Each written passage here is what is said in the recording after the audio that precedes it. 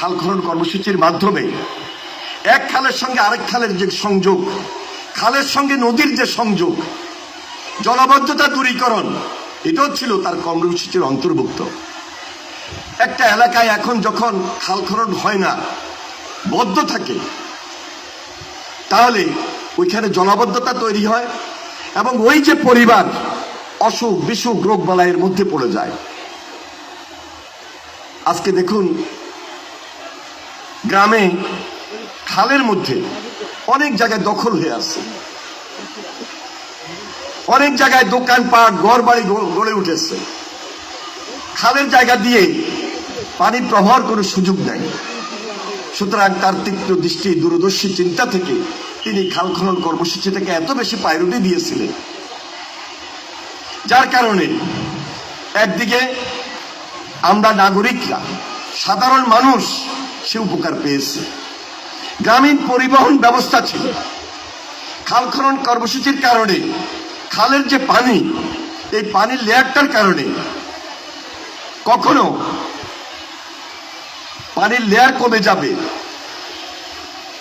Deep টিউবওয়েলের কারণে অনেক জায়গায় ভূগর্ভস্থ পানির লেয়ার কমে যায়, কিন্তু খাল খনন কর্মসূচির মাধ্যমে তিনি সেটা ধরে রেখেছিলেন। এইভাবে তার চিন্তা ধারণা দিয়েই খাল খনন কর্মসূচিটা এত জনপ্রিয় ছিল, এত পপুলার ছিল। সারা বাংলাদেশের মানুষ তখন এটাকে বলেছিল এটা ছিল প্রেসিডেন্ট জিয়ার একটা আন্দোলন, প্রেসিডেন্ট জিয়ার একটা বিপ্লব। এই কর্মসূচি নিয়ে তিনি গ্রামের মানুষের সঙ্গে যে সম্পর্কটা সৃষ্টি করেছিলেন, যার কারণে শহীদ রাষ্ট্রপতি জিয়াউর রহমান বাংলাদেশের সবচেয়ে জনপ্রিয় রাষ্ট্রপ্রধান ছিলেন। প্রেসিডেন্ট জিয়া তার কাজ সমাপ্ত করতে পারেন নাই। মাত্র 3.5 বছরে ওই যে বিভাজিত বাংলাদেশ, বিশৃঙ্খল বাংলাদেশকে বাংলাদেশি জাতীয়তাবাদের রাজনীতির মাধ্যমে একটা ঐক্যের বন্ধনে আবদ্ধ করে দিয়েছে।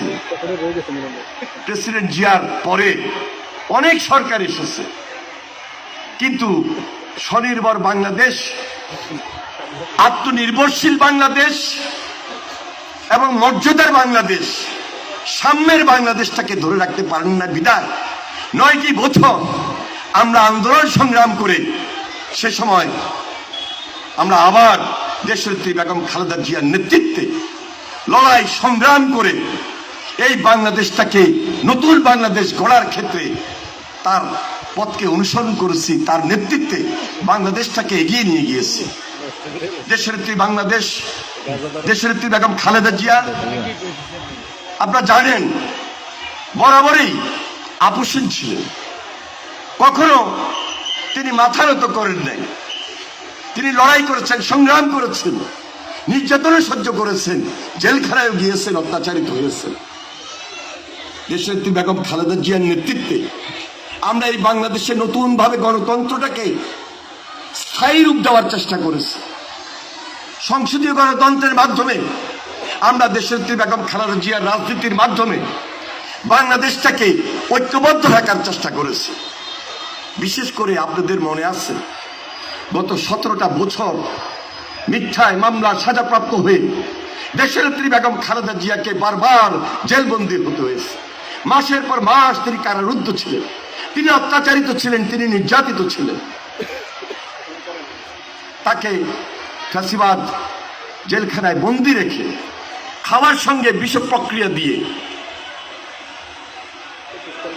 এই দুনিয়া থেকে তাকে সরিয়ে দেওয়া, তাকে অত্যাচার নির্যাতন করে তাকে মৃত্যুর কাছে নিয়ে যাওয়া, এটা ছিল তাদের পরিকল্পনার অংশ।